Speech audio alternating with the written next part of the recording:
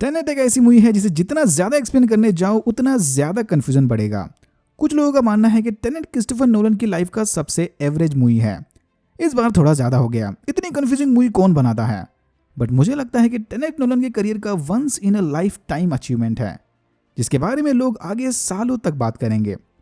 बिल्कुल वैसे ही जैसे 1968 में आई 2001 अ स्पेस ओडिसी के बारे में लोग आज तक बात कर रहे हैं। अगर आपको टेनेट की एंडिंग कंफ्यूजिंग लग रही है तो भाई ये वाली मूवी गलती से भी मत देखना। टेनेट की सारी स्टोरी टाइम इन्वर्जन और टेम्पोरल पिंसर मूवमेंट से रिलेटेड है। एंड सीन में तुम्हें ये भी पता चला कि सारी की सारी मूवी एक टाइप का टेम्पोरल पिंसर मूवमेंट थी। टेम्पोरल पिंसर मूवमेंट समझने के लिए पहले हमें पिंसर मूवमेंट को समझना पड़ेगा। पिंसर मूवमेंट मतलब सिंपल भाषा में दुश्मन पर दोनों डायरेक्शन से अटैक करना। बट टेनेट में दिखाया पिंसर मूवमेंट स्पेस नहीं बल्कि टाइम से कनेक्टेड है।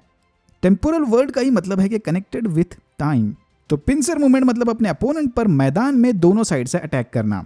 टेम्पोरल पिंसर मूवमेंट मतलब अपने अपोनेंट पर टाइम में दोनों साइड से अटैक करना। इसलिए जब आयुष हमारे हीरो को first time temporal pincer movement के बारे में समझा रहा था तब उसे बोलता है कि this is pincer movement but not in space but in time. अब क्योंकि ये सारे पिंसर मूवमेंट जैसे मिलिट्री टर्म से वाकिफ हैं, प्रोटैगनिस्ट को फौरन समझ आता है कि आयुष क्या बात कर रहा है।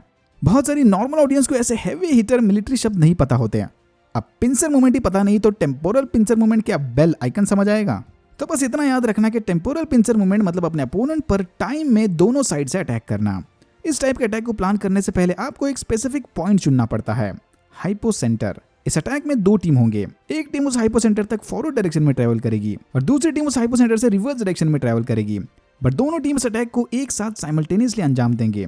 इससे फायदा ये होगा कि जो टीम रिवर्स डायरेक्शन में आ रही है उसे ऑलरेडी पता होगा कि आगे क्या खतरा या प्रॉब्लम्स आने वाले हैं। अपने उस फ्यूचर वाली नॉलेज की वजह से रिवर्स टीम फॉरवर्ड टीम को खतरों के बारे में ऑलरेडी बता सकती है। मूवी में first time temporal pincer movement Saito ने यूज किया था उस एपिक कार चेस वाले सीन के दौरान। याद है सैटो ने इस अटैक को प्लान करने से पहले ईयरफोन्स पहनकर उसके आदमी से क्या कहा था, जो कुछ भी हो रहा है वो मुझे रियल टाइम में बताना, ताकि अगर मिशन में प्रोटैगनिस्ट ने ज्यादा होशियारी दिखाने की कोशिश की तो इन्वर्टेड सैटो को इसकी खबर एडवांस में मिल जाएगी। फिर ये वाला सैटो टर्नस्टाइल मशीन के पीछे जाकर छुप जाता है। इस बात को याद रखना क्योंकि ये वाला सैटो बाद में बाहर आएगा। पता है, जैसा कि मैंने शुरुआत में ही कहा था, इसको जितना ज्यादा एक्सप्लेन करने जाऊं उतना ज्यादा कॉम्प्लेक्स बनते जाएगा। But I will try my best. Protagonist algorithm के पार्ट को चुरा लेता है और नील के साथ BMW में बैठकर भाग जाता है। तभी इन्वर्टेड सैटो अपनी ऑडी में बैठकर प्रोटैगनिस्ट को वो एल्गोरिथम का पार्ट देने के लिए ब्लैकमेल करता है। केस मेरे हवाले कर दो वरना मैं कैट को मार दूंगा। यहाँ सिर्फ सैटो और उसका ड्राइवर ही इन्वर्टेड है क्योंकि कैट ने ऑक्सीजन मास्क नहीं पहना। तभी प्रोटैगनिस्ट की नजर सामने पड़ी सिल्वर कार पर पड़ती है। ये कार भी इन्वर्टेड है। फिर ये सिल्वर कार सीधी होकर BMW और ऑडी के बीच में आती है। कैट की जान बचाने प्रोटैगनिस्ट एम्प्टी केस को सैटो की ऑडी में फेंकता है और एल्गोरिथम का एक्चुअल पार्ट चुपके से इन्वर्टेड सिल्वर कार में फेंक देता है। सैटो और उसका ड्राइवर केस लेकर दूसरी गाड़ी में शिफ्ट होते हैं। फिर नील और प्रोटैगनिस्ट उस बिना ड्राइवर वाली गाड़ी को रोककर कैट को बचा लेते हैं। प्रोटैगनिस्ट की व्यू से देखो तो कैट भी बच गई और एल्गोरिथम का पार्ट भी सैटो के हाथ नहीं लगा। बट तभी इनके ऊपर फायरिंग होने लगती है और सैटो के आदमी प्रोटैगनिस्ट को पकड़कर टर्नस्टाइल मशीन के पास लेकर जाते हैं। सैटो के आदमी फॉरवर्ड डायरेक्शन में प्रोटैगनिस्ट को पकड़कर ले गए, जबकि इन्वर्टेड सैटो अपने ड्राइवर के साथ कैट को लेकर दूसरी डायरेक्शन से बाहर आया। इसीलिए जब प्रोटैगनिस्ट टर्नस्टाइल मशीन में जा रहा था तब उसे सैटो और उसका ड्राइवर रिवर्स डायरेक्शन में दिखे। अगेन इस सीन में बस सैटो और उसका ड्राइवर ही इन्वर्टेड है, कैट नहीं। इस सैटो को पता है कि वो केस खाली था, इसलिए वो फिर से कैट को मारने की धमकी देकर प्रोटैगनिस्ट से मिसिंग पार्ट का सही लोकेशन जान लेगा। सैटो मशीन के ब्लू साइड में जाकर रेड साइन में बैठे प्रोटैगनिस्ट से पार्ट की लोकेशन पूछता है। अब क्योंकि ये इन्वर्टेड है इसके डायलॉग्स भी इन्वर्टेड होंगे, इसीलिए ये लोग स्पेशल स्पीकर की मदद से इन्वर्टेड सैटो के डायलॉग्स प्रोटैगनिस्ट के लिए ट्रांसलेट कर रहे हैं। सैटो कैट के पेट में गोली मारकर ये साबित करता है कि ही इज डैम सीरियस। अगर प्रोटैगनिस्ट ने उसे सही लोकेशन नहीं बताई तो अगली गोली सीधा कैट के सर में होगी। प्रोटैगनिस्ट सैटो को बताता है कि उसने वो मिसिंग पीस BMW गाड़ी में छोड़ा था। इस बात को वेरीफाई करने सैटो का नॉर्मल वर्जन जो पीछे छुपा हुआ था रेड साइड में आता है और डिवाइडर में अपने आप को देखकर कंफर्म करता है कि हाँ इसने जो बताया वो सही था।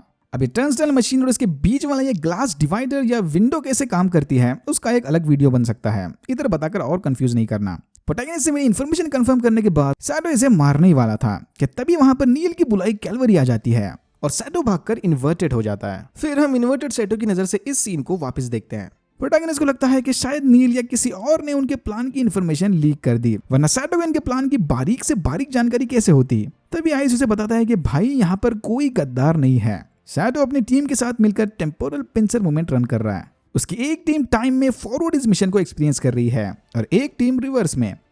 एक टीम को ऑलरेडी पता था कि मिशन का एंड क्या होगा, इसीलिए सैटो जान गया था कि प्रोटैगनिस्ट उसे फंसा रहा है। कैट को इन्वर्टेड बुलेट के रेडिएशन से बचाने के लिए ये लोग उसे लेकर ब्लू साइड जाते हैं। मतलब अब इन सब की एंट्रोपी इन्वर्ट हो गई। प्लान ये है कि कैट के हील होने के बाद ये लोग एयरपोर्ट में लगी मशीन की मदद से फिर से रिवर्ट होकर वहां से रियल टाइम में आएंगे। तो टेक्निकली वो एयरपोर्ट पर प्लेन क्रैश वाला सीन भी एक तरीके का टेम्पोरल पिंसर मूवमेंट ही था।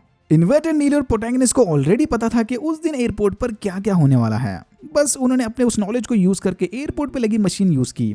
फॉरवर्ड डायरेक्शन में चले नील एंड प्रोटैगनिस्ट ने एयरपोर्ट पर प्लेन क्रैश किया ताकि वो वहां से वो पेंटिंग को चुरा सकें। और इन्वर्टेड नील एंड प्रोटैगनिस्ट ने उसी क्रैश के डिस्ट्रैक्शन को अपने मकसद के लिए यूज किया। बट एयरपोर्ट जाने से पहले प्रोटैगनिस्ट डिसाइड करता है कि वो उस कार चेज वाले टाइम में जाकर वहां कैट को बचाने की कोशिश करेगा। लेकिन एक्चुअल में वो ऐसा करके कुछ चेंज नहीं करने वाला, उल्टा ओरिजिनल टाइम लूप को ही कंप्लीट करेगा। बाहर जाकर इन्वर्टेड प्रोटैगनिस्ट एक गाड़ी में बैठकर निकल पड़ता है। वो सिल्वर कार याद है जो BMW और ऑडी के बीच में आई थी? वेल वो कार इन्वर्टेड प्रोटैगनिस्ट चला रहा था। हमारे हीरो ने अपने फ्यूचर वाली नॉलेज की मदद से खुद का टेम्पोरल पिंसर मूवमेंट रन करने की कोशिश की। BMW की तलाश लेने पर सैटो समझ जाता है कि उससे प्रोटैगनिस्ट ने झूठ कहा और सैटो को यह भी पता है कि केस भी खाली है।